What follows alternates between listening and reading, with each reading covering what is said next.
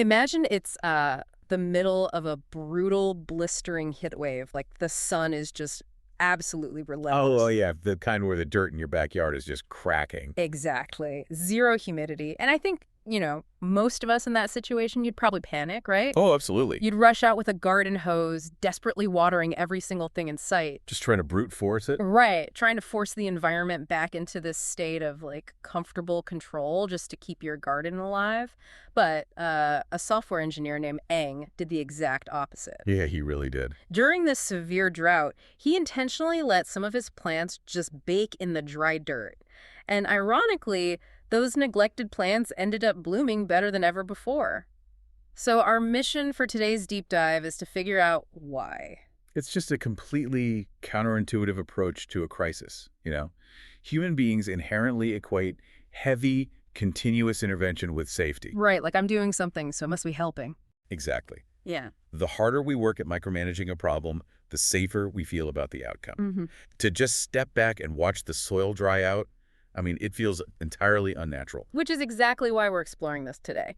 So we're looking at a dispatch from a highly prolific blog called cayenmeng.org. Yeah, part 830, actually. Right, part 830, published on March 11th, 2026. And the author, Eng, playfully refers to himself as an old software plumber. I love that description. Yeah, it's great, because his usual domain is definitely not botany. He usually spends his nights tinkering with Flawless. Free Libre and open source software, for those who might not know the acronym. Right, and he writes about highly technical subjects, things like Haskell programming and networking architecture. And we should probably clarify what that means to the listener, because his tech background completely dictates how he views his backyard. Oh, totally. So Haskell is a functional programming language. It is incredibly strict, heavily mathematical. Like if you write code in Haskell and it actually compiles... There's a big if sometimes. Yeah, right. A very big if. Mm-hmm. But if it does, it's known for running almost flawlessly because the logic has to be absolutely airtight. And the networking architecture, that's all about designing the pathways that data takes to travel across systems. Exactly. You are constantly building around the assumption of failure. You're figuring out how to route traffic efficiently when things inevitably break down. So you have a guy whose entire professional framework is built around analyzing complex, interconnected systems, right? Looking for bottlenecks, demanding logical perfection. Yeah. And yet, the source material we have today is a dispatch from his garden. We're literally watching a hacker's mindset being applied directly to nature. The catalyst for his post is this severe environmental stress event. Right after the Chinese Lunar New Year, his region was hit with a prolonged, just withering heat wave. Just baking everything. Yeah. And while this is confined to a few potted plants, the stakes reveal some really universally applicable lessons about resilience, resource optimization. And the hidden dangers of overcare, which is wild. So the environment suddenly becomes hostile. For the vast majority of his garden, Eng does what I would do. He initiates a triage protocol. He waters his plants almost every single day. Yeah, to counteract the heat. He intervenes to sustain the system. He identifies a deficit of resources, in this case water, and manually injects it to keep the baseline functioning. But he leaves a few specific plants completely alone. No daily watering, no pampering. He just lets them face the drought completely unassisted. Which is pretty bold. Yeah. Now, as someone whose indoor houseplants occasionally look at me with sheer terror, I have to ask, isn't this just straightforward plant cruelty? Right. Why would anyone intentionally dehydrate a living organism during a heat wave? Okay, let's unpack this, because if you were doing it blindly, maybe. But he's engaging in a practice that software engineers actually call chaos engineering. Chaos engineering. Yeah. In the tech world, massive companies like Netflix use chaos engineering to ensure their platforms don't crash.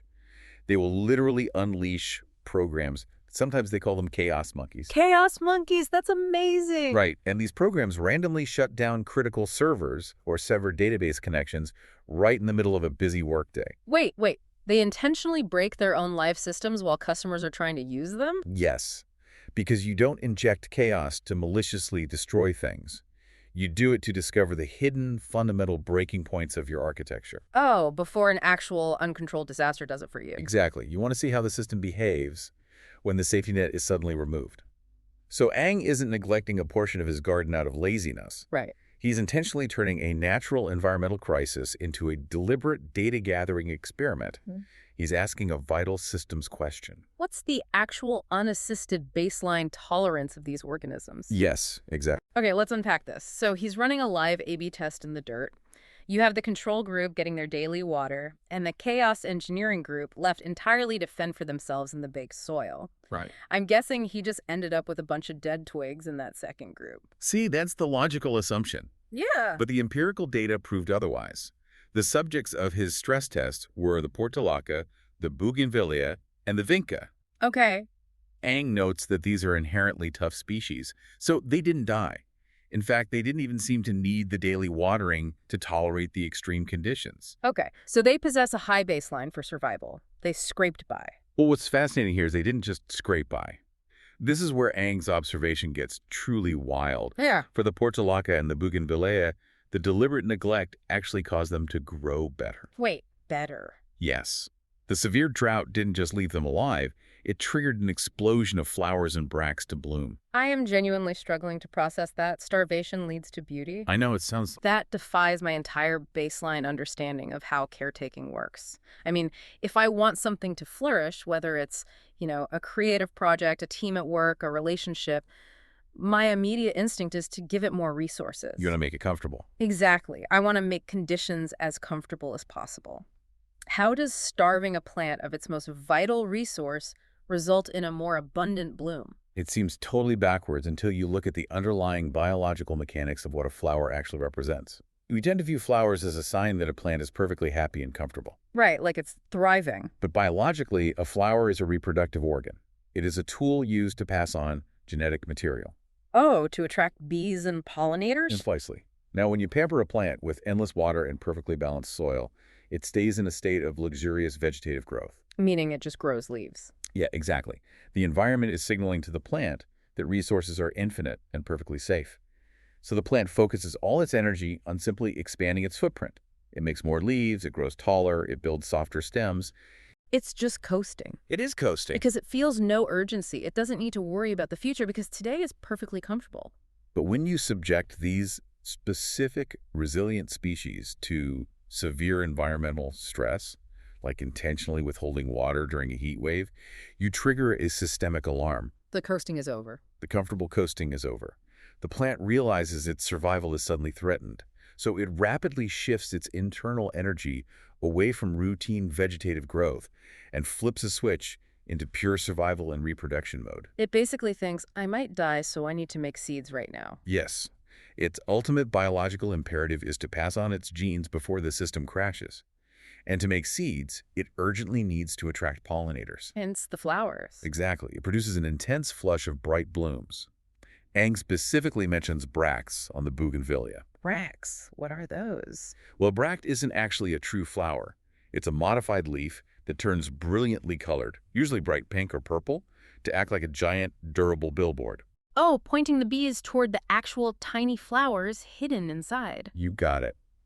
By strategically applying neglect, Ang isn't harming the system.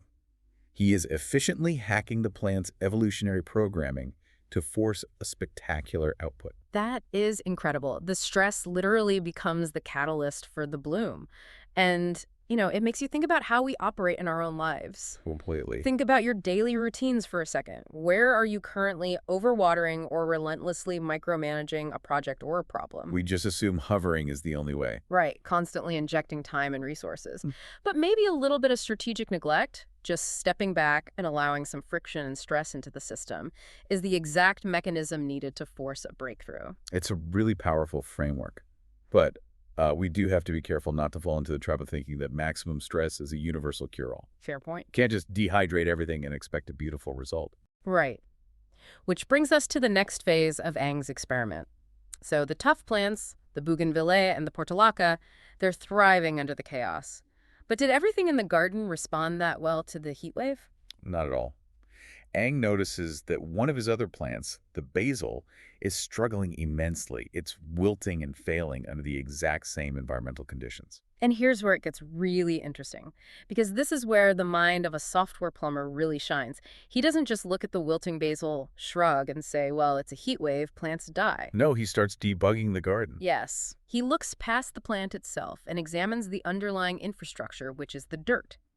He realizes that the survival of his plants isn't just about the ruggedness of the species. The potting mix is a major hidden variable. Exactly. He traces the failure down to the foundational level. He realizes that his current batches of potting mix utilize a very high ratio of a specific material, which is rice husk.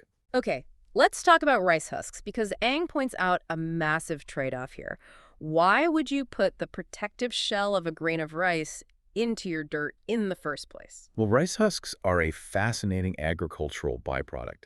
Physically, they're coated in silica. Silica, like glass. Kind of, yeah. Yeah. Because of that high silica content, they do not break down or decompose easily in the soil.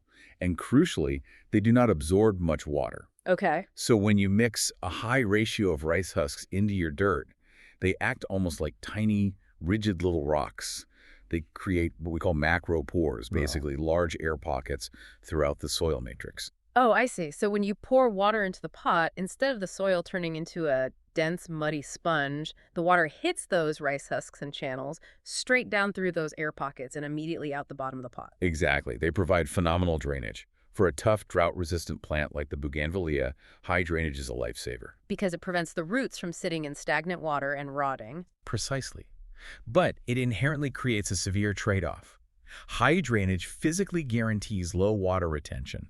You cannot optimize a single soil matrix for both extremes simultaneously. Right. It's just like computer architecture. Oh, how so? Well, if we look at how a computer handles data, you have your processor speed, which is your throughput, and you have your RAM, which is your short-term memory. Okay, yeah.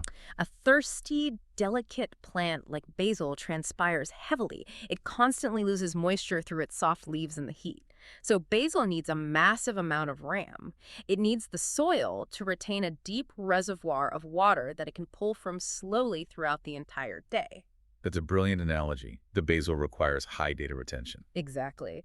But the Bougainvillea is more like a processor that requires high throughput. It just needs the water to wash over its roots and then pass through the system quickly so it doesn't drown. Right. And Ang realizes he has placed the basil into a high throughput environment.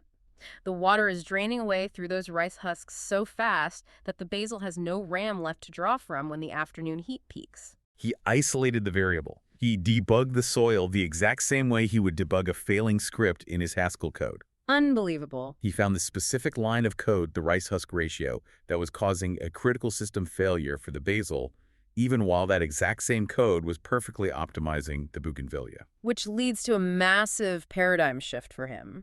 Ang concludes his blog post by explicitly stating he's going to completely abandon his previous approach to gardening. Yeah, he makes a big vow. He vows to stop using a generic one-size-fits-all ratio of potting mix. Moving forward, he's going to customize the soil ratios specifically based on what each individual plant actually needs to survive. And this is where all of his professional experience coalesces.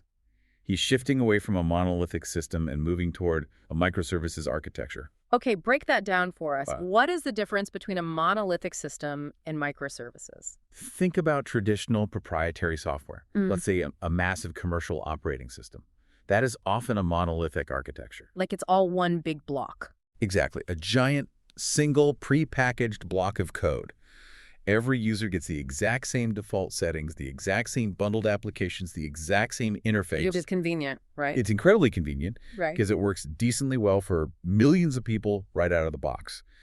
But if you want to fundamentally change how one deep part of it works, you usually can't because the whole system is locked down and interconnected. If you mess with one piece, the whole monolith might crash. Exactly. It's the pre-mixed, all-purpose potting soil you buy in a giant plastic bag at the hardware store. Like, it's designed to keep a fern alive and a cactus alive and a tomato alive, but none of them are going to be exceptionally happy. Well, if we connect this to the bigger picture, Ang is a FLOSS developer. The entire philosophy of Free Libre and open source software is built on modularity and total transparency. Right. In a microservices architecture or an open source framework, the system is broken down into tiny independent modules. You can swap out the specific parts you don't like without destroying the whole. Which is why it's so popular. Yeah, open source thrives globally precisely because a user in Tokyo and a user in Brazil can take the exact same core code and infinitely customize it to fit the highly specific demands of their exact hardware. So Ang is just taking this deeply ingrained open source philosophy and applying it to his soil chemistry. He recognizes that a generic default is a compromise. A generic foundation might be just enough to keep everything adequately alive, but it will almost never help diverse, specific things truly thrive. To thrive, you need a bespoke foundation. Exactly. You have to look at the basil and say, you need water retention. I am building you a high ram soil. And look at the Bougainvillea and say, you need high drainage and a little bit of stress. I am building you a high throughput soil. Yeah. So what does this all mean? It is such a profound challenge to how we structure our lives. We're so drawn to generic solutions. Like we use the default settings on our phones. We apply standard corporate templates to our presentations. Oh, we read one self-help book and try to apply its generic advice to every single complex relationship we have. Yes. We do it to avoid decision fatigue, right? Because customizing everything requires immense cognitive load. It's exhausting. But the heat waves simply burned away the illusion that Ang's generic soil was optimal. It exposed the danger of assuming that equal treatment equals optimal treatment. It really is an incredible journey from a short 2026 gardening update to an absolute masterclass in systems thinking. I mean, we started with a brutal post-lunar New Year heat wave. Yeah. Instead of panicking, we watched a software plumber run a chaos engineering A/B test in his backyard, discovering the astonishing bloom-inducing biological benefits of intentional neglect for resilient plants. And we followed his troubleshooting process downward, exploring the physical physics of rice husks and macropores, ultimately realizing that true optimization requires abandoning the monolithic default in favor of a customized open-source mindset. It really changes how you look at the foundation of everything you build, which brings us back to where we started today, that human instinct to panic and overmanage when the pressure gets turned up. Yeah, we tend to think that if we just water everything every single day, we can keep the crisis at bay. But as Eng discovered, sometimes your relentless daily watering is the exact thing preventing the bloom. Or worse, it's just masking a fundamental incompatibility in the dirt itself. The stress test forces the truth to the surface. So we want to leave you with a lingering thought to mull over today. If an organism, whether that's a delicate plant, a complex software architecture, or even a human being, only reveals its true foundational needs during a period of extreme, undeniable stress. What hidden mismatch in your own life's potting mix is currently being masked by your exhausting daily maintenance? What would actually happen if you stopped watering it for just one day?